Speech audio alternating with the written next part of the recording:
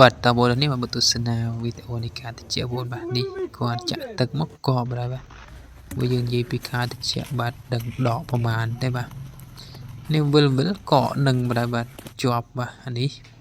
នៅក្នុងប៉ងណាកកស្តែព្រិលតែមកកកនេះទឹកកកក្នុងទៅយួរបាទវាយមកធ្លាក់មកកើតតកកក្លាសេកកអនាម័យហើយដាក់ជាក់បានបាទនេះអូនេះនៅផែជាបឹងហ្នឹងបងហើយក៏ទឹកនៅណានៅមុខផ្ទះហ្នឹងតែវាកកឲ្យលឺអស់បាទហើយបាទនេះដងទឹកបញ្ចាក់បាច់និយាយថាជាក់ចុញព្រះមុនដឹងប្រហែលអង្សាបាទនេះត្រីមុនពីច្រើនដល់ពេលកកអញ្ចឹងឃើញត្រីវាអត់មានកន្លែងដកទៅហើមបាទនេះបាទឡានបើកកញ្ចក់ហើយនៅតកទៀតអានេះកកមិនទៅខឹងបងបាទនៅស្រុកគេមិនមែននៅស្រុកយើងទេបាទនៅស្រុកយើងមានតែធ្លាក់ទឹកកកបាទអត់មានធ្លាក់ព្រិលបងហើយសម្រាប់វីដេអូហ្នឹងមានតែប៉ុណ្ណឹងបងបាទជួបនៅវីដេអូក្រោយផងដែរបាទ